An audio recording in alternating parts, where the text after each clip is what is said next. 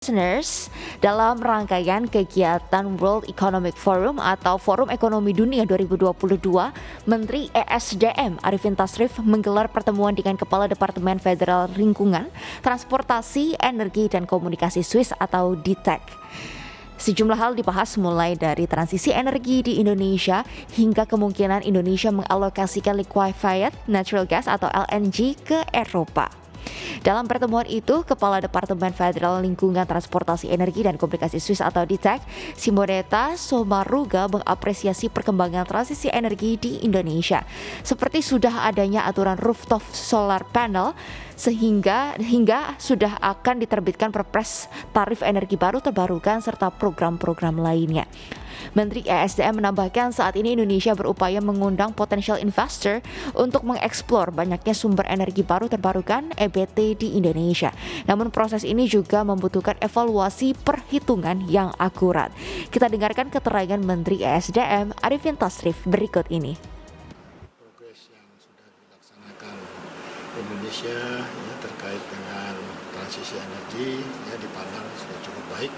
Sudah adanya aturan rooftop solar panel, sudah akan diisu Perpres tarif EBT dan program-program lainnya. Dan juga dibahas sedikit mengenai situasi energi sekarang ini di mana konflik yang terjadi saat ini menyebabkan harga energi naik dan juga kesulitan supply dan menanyakan kemungkinan Indonesia untuk bisa mengalokasikan LNG-nya untuk Eropa, sehingga kita akan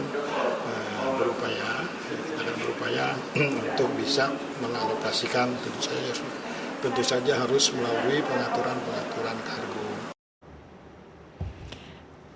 MJ listeners, untuk membahas terkait dengan rangkaian kegiatan World Economic Forum, kita sudah terhubung dengan jurnalis Media Group Network Amanda Maduputi. Halo, selamat pagi waktu Indonesia, Mbak Amanda. Selamat pagi juga, Mercy. Baik, Mbak Amanda, boleh digambarkan nggak sih Mbak sebenarnya apa sih World Economic Forum ini dan bagaimana gelarannya di tahun 2022 ini, Mbak? Oke, baik. Jadi World Economic Forum ini merupakan sebuah forum di mana berbagai delegasi dari seluruh dunia dan juga kemudian entitas-entitas bisnis dari berbagai negara berkumpul jadi satu di Davos, Swiss, untuk kemudian di sini bisa saling menjalin relasi, menjalin pertemuan, baik itu government to government, government to business, ataupun business to business. Untuk gelaran di tahun 2022 ini memang berbeda ya, Mercy, dibandingkan dengan tahun sebelum-sebelumnya. Jadi seharusnya Forum Ekonomi Dunia ini digelar di bulan Januari. Jadi Forum Ekonomi Dunia selalu digelar setiap tahun di bulan Januari sebenarnya di Davos, Swiss. Tetapi kemudian karena pandemi tahun lalu tidak digelar, dan kemudian tahun ini kembali digelar tapi di bulan Mei ketika kemudian dilihat kondisi pandemi sudah mulai mereda dan di mana masyarakat sudah mulai hidup kembali, mencoba kembali memasuki endemi seperti itu. Baik, Mbak Amanda, berarti ini akhirnya ada lagi World Economic Forum setelah tahun lalu tidak ada. Nah, kalau Indonesia sendiri ini partisipasinya seperti apa nih Mbak di World Economic Forum? Ada persiapan-persiapan apa saja Mbak dari Indonesia? Indonesia selalu berpartisipasi dalam World Economic Forum ini, Mercy dan juga pendengar. Setiap tahun Indonesia selalu berpartisipasi secara aktif dan juga termasuk di tahun ini, tahun 2022. Selain menggelar pertemuan Menteri Investasi Kepala BKPM Bahlil Lahadalia ini menjadi yang kemudian menjadi pemimpin delegasi Indonesia di tahun ini dan juga merangkul sejumlah kementerian lainnya. Seperti kita tahu akan hadir juga Menko Perekonomian Erlangga Hartarto, Menteri Komunikasi dan Informatika Johnny G. Plate, lalu kemudian ada Menteri Perindustrian Agus Gumiwang, lalu kemudian Menteri SDM seperti yang tadi sudah sebelum kita live sudah dibacakan informasinya, bahkan sudah bertemu dengan Menteri Energi di Swiss ini dan juga kemudian Menteri KKP Sakti Wahyu Trenggono juga akan hadir. Menteri-menteri ini nantinya akan menggelar pertemuan secara aktif untuk membahas permasalahan-permasalahan di Indonesia, lalu kemudian bagaimana kerjasama yang bisa dijalin untuk kedepannya baik dengan negara lain ataupun dengan industri-industri atau entitas bisnis yang ada. Selain itu secara khusus juga di sini di Davos tepatnya di Promenade 26 juga dibuat Indonesian Pavilion Indonesia. Okay. Jadi di Pavilion Indonesia ini banyak sekali akan dijadikan tempat untuk saling bertemu, di mana kita membuka pintu seluas-luasnya untuk siapapun yang ingin masuk untuk mengenal Indonesia secara lebih spesifik, untuk mengenal Indonesia secara lebih detail. Lalu kemudian juga diperkenalkan beberapa UKM yang bisa diperkenalkan atau dipertemukan dengan entitas bisnis lainnya dari luar Indonesia. Untuk tahun ini ada beberapa UKM yang dibawa, ada keripik, lalu kemudian seperti biasa ada kopi, lalu kemudian ada juga industri-industri lain yang bergerak di bidang pendidikan seperti itu. Kemudian nanti juga akan ada digelar Indonesian Night. Secara khusus Indonesian Night ini adalah sebuah malam untuk memperkenalkan budaya dan kuliner Indonesia seperti itu. Wah, menarik sekali ya Mbak Manda ya. Kalau boleh tahu di gambarannya di Pavilion Indonesia selain ada UMKM, ada apa saja sih Mbak, dan apakah sudah ada informasi nih nanti di Indonesian Night ada apa saja nih, acaranya nih akan seperti apa sih Mbak Manda?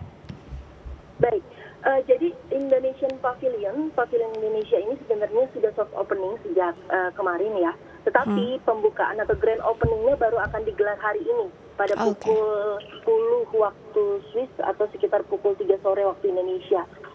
Nah, nanti seluruh menteri akan berkumpul di sana untuk pembukaan terlebih dahulu. Dan memang nanti akan digelar, jadi akan digelar pertemuan-pertemuan. Misalnya Menkominfo, misalnya juga nanti akan menggelar pertemuan dengan YouTube untuk membahas mengenai berbagai permasalahan atau kerjasama yang bisa dijalin lebih lanjut antara Indonesia dengan juga YouTube misalnya. Dan itu juga akan nanti juga akan ada pertemuan yang digelar oleh Kadin, di mana Kadin di sini mengusung tema B20 ya, membawa materi Business 20. Itu juga nanti akan digelar hari ini diskusinya di Indonesian Pavilion atau Pavilion Indonesia. Lalu untuk Indonesian Night ada, jadi nanti yang informasi yang saya dapatkan sampai saat ini jadi nanti akan ada beberapa musisi dari Indonesia yang dibawa untuk kemudian bisa memperkenalkan budaya Indonesia. Lalu kemudian ada chef khusus yang juga datang dari Indonesia. Jadi nanti para tamu yang datang akan yang hadir di Indonesian Night nanti akan bisa menikmati kuliner-kuliner khas Indonesia. Seperti itu. Menarik sekali nih Mbak. Kalau sejauh ini Mbak Amanda melihatnya bagaimana nih keripik yang dijual di Indonesia di sana, kopi yang dijual di sana, antusiasmenya seperti apa sih orang-orang yang di Davos sana terhadap kuliner Indonesia dan juga produk-produk yang dibawa Indonesia? Kemarin satu hari saya berada di Pavilion Indonesia dan suasananya sangat ramai. Masyarakat dunia, siapapun orang-orang asing terus berdatangan untuk kemudian mengetahui lebih lanjut mengenai apa sih yang dibawa oleh Indonesia di tahun ini. Mencoba cita rasa kopi, lalu kemudian keripik khas Indonesia juga termasuk yang digemari ya, yang juga dicoba oleh mereka dengan rasanya, kekhasan rasanya. Dan mereka memang sangat antusias untuk bisa nantinya bisa membuka peluang kerjasama lebih lanjut. Baik, menarik sekali ini Mbak, dan semoga produk-produk lokal kita bisa go internasional melalui forum World Economic Davos tahun 2022. Nah Mbak Manda, aku juga pengen tanya nih mengenai tema yang akan dibahas di World Economic Forum 2022 nih, membahas tentang apa Mbak Manda? Baik. Untuk tema yang dibawa untuk Indonesia memang sudah sesuai dengan yang diadres oleh Presiden Jokowi ya di bulan Januari, bahwa Indonesia akan membawa tema pemulihan ekonomi pasca COVID-19. Jadi di sini memang bagaimana kemudian kerjasama yang bisa dijalin setelah sebelumnya kita tahu roda perekonomian sempat sedikit tersendat ya selama pandemi dengan adanya pembatasan-pembatasan yang ada. Oke. Nah, nantinya dari kementerian-kementerian yang ada kemudian akan membahas lebih lanjut turunan-turunan dari tema besar tersebut, misalnya terkait pemulihan ekonomi pasca COVID ini. Misalnya yang tadi saya sebutkan, Kominfo misalnya dia akan membahas lebih lanjut atau menjalin komunikasi lebih lanjut terkait peran ekonomi digital untuk kebangkitan UMKM lagi di Indonesia, seperti itu. Atau kemudian tadi kita tahu Menteri ESDM Arifin Tasrif juga sudah mengadakan pembicaraan lebih lanjut terkait bagaimana energi baru terbarukan, seperti itu. Dan masih banyak lagi nanti turunan-turunannya yang akan dikembangkan oleh kementerian-kementerian lainnya, dan pertemuan-pertemuan juga masih akan terus digelar karena Forum Ekonomi Dunia ini juga masih akan terus berlangsung hingga tanggal 26 Mei. Baik, acaranya tanggal 22 sampai 26 Mei 2022 ya Mbak Manda. Nah, aku juga pengen tahu nih Mbak, di sana protokol kesehatannya seperti apa Mbak Manda? Iya, jadi ini memang menarik ya, Mercy. Jadi sebenarnya sejak bulan Februari, Swiss itu sudah mengikuti jejak sejumlah negara di Eropa dengan mencabut aturan pembatasan COVID-19. Jadi sejak saya datang ke Swiss, sejak tiba, lalu kemudian masuk ke bandara, bertemu petugas imigrasi dan keluar, sudah tidak ada yang menggunakan masker di Swiss. Jadi memang mereka menganggap bahwa saat ini negara ini sudah memiliki kekebalan untuk kemudian bisa memastikan bahwa masa pandemi di sini telah dicabut. Dan forum ekonomi juga kemarin di Promenade di kawasan Anjungan juga sangat ramai.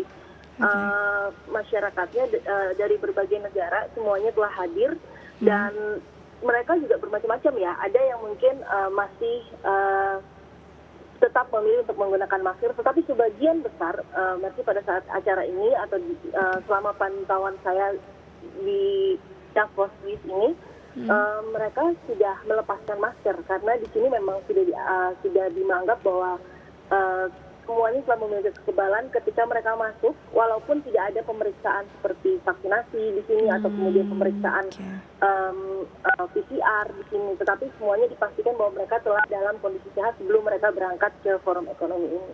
Oke, baik, berarti sudah mendekati normal ya Mbak, situasi di sana sudah mulai lepas masker. Ini indoor dan outdoor sudah mulai lepas masker ya Mbak Manda? Indoor dan outdoor. Jadi saat ini tuh sebenarnya musim yang paling hangat ya di Swiss. Jadi sudah salju sudah mencair, bahkan tinggal di puncak-puncak saja, dan suhu juga sangat hangat ya.